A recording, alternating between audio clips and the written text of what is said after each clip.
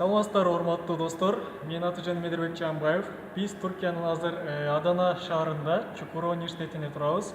Бул бакча өсүмдүктөр бөлүмү. Ошондой эле бул биздин профессорубуз Салих Кавказ агайдын молекулярный генетика лабораториясы. Мен да бул жерде Салих агай менен бирге магистратура окуп жатам. Сиздерге бүгүн молекулярный генетика лабораториябыз жана ичиндеги жабдыктар жөнүндө бир аз кыскача маалымат бөлүшөм. Анда эмесе баштадык. Кыскача айтканда бул муздаткыч минус 80 градуста иштейт. Мунун ичинде ар кандай күчүр, ДНКлар же болбосо жалбырак окшогон өсүмдүктөрдүн үлгүлөрүн биз бул жерде сактайбыз. Бул шейкер автоклавдан чыккан жабдыктарды биз бул жерде кургатабыз, кургатуу максатында белгилүү температурада иштейт. Бул болсо лиофилизатор деген жабдыгыбыз. Бул кыскача талаадан алып келген жалбырактарды бул жерде муздак бир температурада ичиндеги нымдуулукту соруп алуу аркылуу жалбырактарды сактоого даярдайбыз. Эгерде талаадан алып келген жалбыракты же дароо минус 80 градуска алып сакташыбыз керек, же болбосо бул лиофилизатордон жалбыракты кургатышыбыз керек. Андай кылбасак жалбырактын тыкандары, клеткалары өлөт дагы, натыйжада ДНКбыз жараксыз абалга келет. Бизге болсо ДНК маанилүү.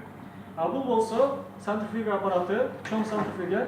Мында негизинен ылдамдыгы абдан чоң ылдамдык менен минутада 1400-1500 ылдамдык менен айланат дагы, натыйжада белгилүү бир фазалар пайда болот. Оор болгон фазалар, мисалы химикаттар ылдыйга чөгөт дагы, жеңил болгондор үстүгө чыгып калат. Негизинен бөлүп берүүчү бир аппарат. Бул болсо суу банясы. Суу банясынын кызматы 65 градуста ушул сууда ДНКны чыгарып алууга биз муну колдонобуз.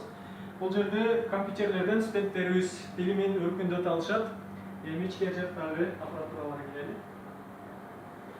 Негизинен биздин лабораторияда 3 түрдүү муздаткыч бар. Анын бирөөсү плюс 4 градуста бул жерде примерлер сакталат. Примерлер жөнүндө мен сиздерге кийинчерээк кене маалымат берем. Экинчиси минус 26 градус. Бул жерде дагы ар кандай ДНК образецтери сакталат, үлгүлөрү. Үчүнчүсү минус 80 градус. Бул жерде дагы талаадан алып келген же болбосо ар кандай өсүмдүктөрдүн ДНКлары, жалбырактары, үлгүлөрү сакталат. Клетка өлүп калбаш үчүн, ДНКсы бузулуп калбаш үчүн ушул нерсе сактайбыз биз, ушундай муздаткычтар. Бул болсо ABI аппаратурасы. Негизинен кызматы секвенстоо жана жалгыз нуклеотидтердин айырмачылыгын чыгарууга чейин келет. Абдан баалуу кымбат бир аппаратура. Анын жанында бул Life Cycler аппаратурасы. Мында негизинен Real Time PCR деген техниканы колдонсок болот. Микрорнкалар менен иштейбиз негизинен. Анын жанында трансгендик өсүмдүктөрдү билүүгө болот, анализ кылсак болот. Бул жердеги жабдыктарга келели. Бул болсо дистилленген суу.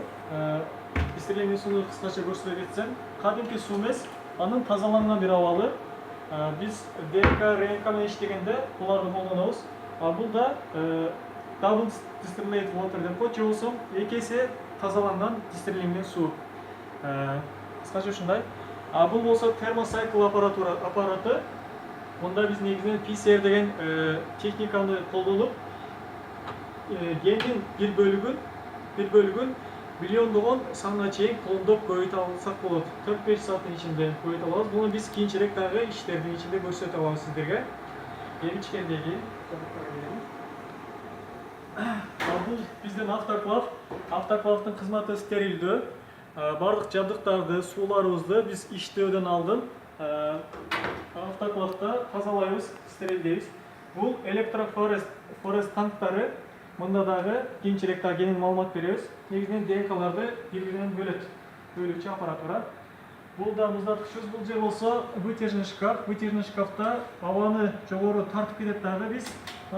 Натыйжада хлороформ окшогон зыяндуу заттардын жытын мурдубузга албай, денсаулыгыбыз үчүн пайдалуураак болот. Вытяжный шкафты. Бул болсо микроцентрифуга. Бул атайын РНК менен иштеген адамдар үчүн белгилүү бир температурада иштейт, +4 градуста. Бул дагы кабиналарда только РНК менен иштейбиз. Бул дагы кичине центрифуга, кичине микроцентрифуга болсо, ДНКны бөлүктөрүн ар кандай бөлүктөргө бөлүш үчүн колдонобуз. Булар болсо миксерлер негизинен эки кызматы бар. Биринчиси ысытып, биздин муздаткычтагы ДНКларыбызды ысытып берсе, экинчиси аралаштырып берет. Бул дагы шейкер, кичинекей шейкер.